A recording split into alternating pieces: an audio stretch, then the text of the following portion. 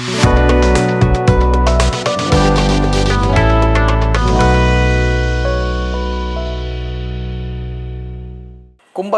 நேயர்களுக்கு இந்த மாதம் மிகவும் சிறந்த மாதமாக இருக்கும்னு எதிர்பார்க்குறோம். ஏன்னா சுக்கிரனும் குருவும் 5ல் உட்காண்டிருக்காங்க. யாரெல்லாம் பிள்ளை வரம் வேண்டி இருக்காங்களோ இந்த காலகட்டங்களில் கண்டிப்பாக ஏற்படுறதுக்கு நிறைய வாய்ப்புகள் உண்டு. மேலும் கல்யாணம் ஆகிறதுக்கும் நிறைய வாய்ப்புகள் உண்டு.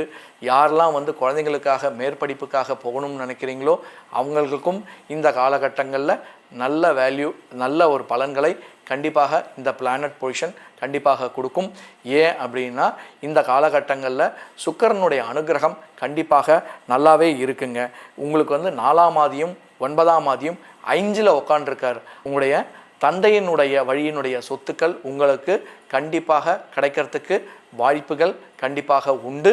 மேலும் உங்களுடைய குருவானவர் 2ஆம் ஆதியும் 11ஆம் ஆதியும் 5ல் இருக்கிறதுனால உங்களாலும் உங்களுடைய பசங்களாலும் உங்களுக்கும் அவர்களுக்கும் பெனிஃபிட் அடையிறதுக்கு நிறைய வாய்ப்புகள் இருக்குது.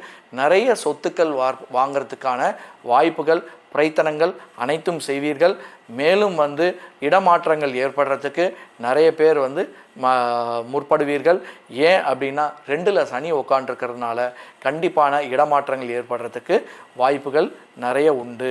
மேலும் பார்த்திங்கன்னா உங்களுக்கு செவ்வாயானவர் 3ஆம் ஆதி 8ல் உட்காண்டிருக்கிறதுனால மறைவு ஸ்தானாதிபதி மறைவிலேயே இருக்கிறதுனாலையும், மேலும் அவரே பார்த்திங்கன்னா 10ஆம் ஆதியும் இருக்கிறதுனால உங்களுக்கு உங்களுடைய வேலைகளில் சில பிரச்சனைகள் ஏற்படுறதுக்கு நிறைய வாய்ப்புகள் உண்டு. ஏன்னா செவ்வாயை பொறுத்த வரைக்கும் 8ல் இருந்தால் நல்ல யாருக்கு பிரச்சனைகள் வரும்ன்றதை நம்ம பார்க்கணும். ஆக்சுவலாக செவ்வாய் தோஷம் மட்டும் சொல்ல முடியாதுங்க. செவ்வாய் எப்படி இருக்காங்கன்றத பார்க்கணும், யாருக்கு தோஷம்னு சொல்லி பார்க்கணும். ஒரு ஜாதகத்தில் எடுத்தாங்கன்னா செவ்வாய் தோஷம் இருக்குங்க அப்படின்னு சொல்லி தூக்கி போட்டுருவாங்க எல்லாரும். அது மாதிரி பண்ணுறது மிகவும் தப்பு. செவ்வாய் தோஷம் இருந்தால் தான் உங்களுக்கு நல்ல பலன்களையே கொடுப்பாரு. பால் திரிஞ்சாதான் உங்களுக்கு தயிராக கிடைக்கும். அப்போ அதே மாதிரி தான் கான்செப்ட் இதுவுங்க. யாருக்கு கெடுதல்ன்றதை அதில் பார்க்கணுமே தவிர செவ்வாய் தோஷம் இருந்தால் கல்யாணம் பண்ணக்கூடாதுன்ற கான்செப்ட்லாம் தப்பான கான்செப்ட்டு. அதனால் பார்த்திங்கன்னா அதை மாதிரி இருந்தாலும் நீங்கள் அதை அவாய்ட் பண்ணிவிட்டு மற்ற நல்ல ஒரு அசஸ் பண்ணுங்கள். அந்த ஜாதகத்தை வச்சு கல்யாணம் பார்க்குறதுக்கு நீங்கள் பாருங்கள். இப்போ இந்த தொழில் இதில் வரும்போது பார்த்திங்கன்னா உங்களுடைய தசமஸ்தானாதிபதி 8ல் இருக்கிறதுனால உங்களுக்கு திடீர் லாபங்கள் ஏற்படும், திடீர் நஷ்டங்களும் ஏற்படும்ன்றது உங்களுக்கு இந்த கோச்சார பலன்கள் சொல்கிறதுங்க. மேலும் செலவுகள், வீட்டிற்கான செலவுகள் நிறைய செய்கிறதுக்கு வாய்ப்புகள் இருக்குது. ரிப்பேரிங் ஒர்க் பண்ணுறதுக்கு நிறைய வாய்ப்புகள் இருக்குது. இதெல்லாமே பார்த்திங்கன்னா உங்களுடைய வளர்ச்சிக்குரியதாகவே இருக்குமே தவிர சில குழப்பங்கள் ஏற்படும், இந்த மாற்றங்கள் ஏற்படும். வீட்டிலுடைய ஹவுஸ் ஓனராக இருந்தால் சில மாற்றங்கள், பிரச்சனைகள் ஏற்படுறதுக்கு இந்த காலகட்டங்கள் நல்ல ஒரு பிரச்சனையை உருவாக்கினாலும் நல்ல பலன்களையே தருவார். உங்களுக்கு நல்ல இடமாக கிடைக்கும். உங்களுக்கு புதிய சொத்துக்கள் வாங்கிறதுக்கு நிறைய இந்த காலகட்டங்களில் நிறைய வாய்ப்புகள் உண்டுங்க. மேலும் இந்த ராகுவானவர் உங்களுடைய தேக ஆரோக்கியத்தை கொஞ்சம் பாதிப்புகள் ஏற்படுறதுக்கான வழிகளை செய்வார் இந்த காலகட்டங்களில். ஏன்னா தசாபுதி, அதாவது அயனங்கள் மாறும்போது இதனுடைய பலன்கள் கொஞ்சம் ஜாஸ்தியாக இருக்கும். இந்த எல்லாருக்குமே அப்படின்னு சொல்ல முடியாது.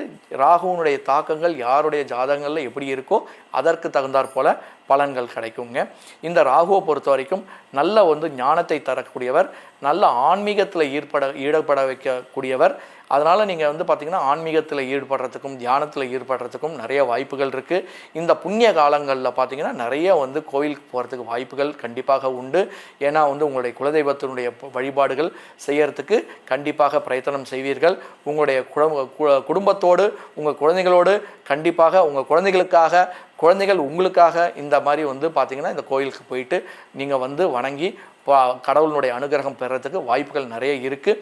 மேலும் புதனானவர் உங்களுக்கு 8ஆம் ஆதி 6லேயே உட்காண்டிருக்கிறதுனால புதிய முயற்சிகள் ஏதாவது பண்ணும்போது, வியாபாரத்தில் புதிய முயற்சிகள் ஏதாவது செய்யும்போது கண்டிப்பாக நல்ல பலன்களை தரக்கூடியதாக இருக்கும். புதிய கூட்டாளிகள் கிடைக்கிறதுக்கு வாய்ப்புகள் இருக்குது. புதிய நாலேஜ் கிடைக்கிறதுக்கு ஏன்னா புதனை பொறுத்த வரைக்கும் 5ஆம் ஆதியும் அவரே இருக்கிறதுனால புதிய நாலேஜ்கள் கிடைக்கிறதுக்கான வாய்ப்புகள் இருக்குது. ஆனால் பசங்களுக்கு ஏதாவது பிரச்சனைகள் ஏற்படுறதுக்கும் வாய்ப்புகள் இந்த காலகட்டங்களில் இருக்குது. அது என்னன்றதை பார்க்கணும். 7ஆம் ஆதியும் 6லேயே உட்காண்டிருக்கிற 7ஆம் ஆதியும் 8ஆம் அதியும் 6லேயே உட்காண்டிருக்கிறதுனால உங்களுடைய மனைவிக்கு சில பிரச்சனைகள், சில பல பிரச்சனைகள் ஏற்படுறதுக்கு வாய்ப்புகள் உண்டுன்றது நீங்கள் பார்க்கணும். உங்களுடைய ஜாதகத்தில் எதை மாதிரி இருக்கோ அதற்கு தகுந்தாற் போல் பலன்கள் ஏற்படும். அதனால் இந்த காலகட்டங்களில் புதனை வழிபடுறது, அதாவது விஷ்ணு தேவன் அல்லது உங்களுடைய குலதெய்வமான யாரோ அவங்கள வழிபட்டு அவங்களுக்கு பொங்கல் வைக்கிறதா இருக்கட்டும், மேலும் கோயிலுக்கு வேண்டிக்கிறதா இருக்கலாம், இல்லை விளக்கு ஒரு 11 வாரம் போடுறன்றது வேண்டிக்கிறதா இருந்தாலும் உங்களுக்கு நல்ல பலன்களை கண்டிப்பாக கொடுப்பார். உங்களுடைய பெரியவங்களை பார்த்தீங்கன்னா அவங்களுக்கு உடல்நிலை கொஞ்சம் மாற்றங்கள் ஏற்படுறதுக்கு வாய்ப்புகள் இருக்குது. அவங்களுக்கு உங்கள் பெரியவங்களால் உங்களுக்கு நல்ல லாபத்தை ஏற்படுத்தக்கூடியதாக இருக்கும். அவர்களுடைய சொத்துக்கள் உங்களுக்கு கிடைக்கிற மாதிரி இருக்கும். அவர்கள் உங்களுக்கு சொத்து வாங்கி கொடுக்குற மாதிரி இருக்கும். இவ்வளவும் பார்த்திங்கன்னா உங்களுக்கு குருவானவர் உங்களுக்கு 5ல் உட்காண்டிருக்கார். சுக்கிரனோட சேர்ந்து இருக்கிறதுனால உங்களுக்கு நல்ல பலன்கள் கொடுக்கறதுக்கான வாய்ப்புகள் உண்டு. சனி பகவான் இந்த காலகட்டங்களில் உங்களுக்கு 2ல் உட்காண்டிருக்கிறதுனால கண்டிப்பாக உங்களுக்கு வேலை மாற்றங்கள் ஏற்படுறதுக்கான வாய்ப்புகள் உண்டு. உங்களுடைய ஏஜுக்கு தகுந்த மாதிரியும் உங்களுடைய நாலேஜுக்கு தகுந்த மாதிரியும் வேலைகளை மாறிக்கோங்க. எது கன்சிஸ்டண்ட்டாக இருக்குன்னு பாருங்கள். மாறிட்டப்புறம் நீங்கள் அவஸ்தைப்படாதீங்க. ஏன் அப்படின்னு சொன்னால் ஒரு காலகட்டங்களுக்கு அப்புறமா பார்த்தீங்கன்னா ஒரு 40 வயசுக்கு அப்புறமா பார்த்தீங்கன்னா அந்த மாறுதல் அப்படின்னு சொல்லும்போது எவ்வளோ தூரம் உங்களுக்கு நல்லது கொடுக்குன்றது தெரியாது. மேலும் இந்த காலகட்டங்கள் புது போகிற வேலை உங்களுக்கு எப்படி அடாப்ட் பண்ணுவீங்கன்றது உங்களுக்கு தெரியாது. ஸோ அந்த நாலேஜுக்கு தகுந்த மாதிரி நீங்கள் இந்த காலகட்டங்களில் அப்ரோச் பண்ணுறது உங்களுக்கு ரொம்ப நல்ல பலன்களை தரக்கூடியதாக இருக்கும். இந்த கும்பராசி நேயர்களுக்கு பார்த்தீங்கன்னா நார்மலாக என்ன பண்ணால் நல்லா இருக்கும் அப்படின்னு சொல்லி பார்த்தீங்கன்னா இந்த காலகட்டங்களில் புதனை வழிபடுறது, அதாவது குலதெய்வம், உங்களுடைய குலதெய்வங்களை வழிபடுறது மிகவும் சாலச் சிறந்ததாக அமைகின்றது.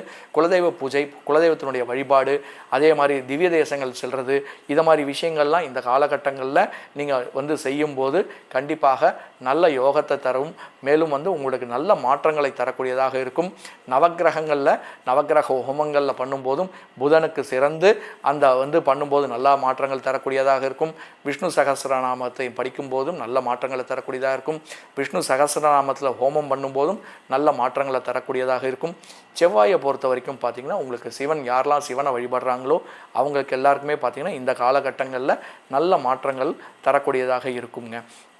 இந்த சனி பொறுத்த வரைக்கும் சனியினுடைய தாக்கம் 2ல் இருக்கிறதுனால உங்களுடைய குடும்பத்தினுடைய பிரச்சனைகளை தீர்க்கறதுக்காக நீங்கள் சனி பகவானுக்கு எள்ளு சாதம் வச்சு ஒரு உங்களுடைய ஏஜ் அப்ரோப்ரியேட் ஒரு 11 வாரங்கள் அப்படின்லாம் விளக்கு போடுறது, இதை மாதிரி பூஜைகள் நீங்கள் பண்ணும்போது கண்டிப்பாக உங்களுக்கு நல்ல மாற்றங்களை தரக்கூடியதாக இருக்கும். எள்ளு சாதம் பண்ணி ஒரு 10 பேருக்கு 11 பேருக்கு கொடுக்கும்போது நல்ல மாற்றங்கள் தரக்கூடியதாக இருக்கும். அதே மாதிரி தயிர் சாதம், ஏன்னா ராகு ஜென்மத்திலே உட்காண்டிருக்கிறதுனால தயிர் சாதமும் வடையும் எல்லாருக்கும் டிஸ்ட்ரிபியூட் பண்ணும்போது கண்டிப்பாக நல்ல பலன்களை தருங்க உங்களுக்கு. இதே போல் பார்த்திங்கன்னா உங்களுக்கு சுக்கிரனை பொறுத்த வரைக்கும் பார்த்திங்கன்னா உங்களுக்கு நல்ல பலன்களை தரக்கூடியதாக இருக்குது. இதை உங்களுடைய அம்பாள் வழிபாடு மிகவும் சிறந்ததாக இருக்கும். லலிதா சகஸ்ரநாமம் படிக்க உங்களுக்கு நல்ல யோகத்தை தரக்கூடியதாக இருக்கும்.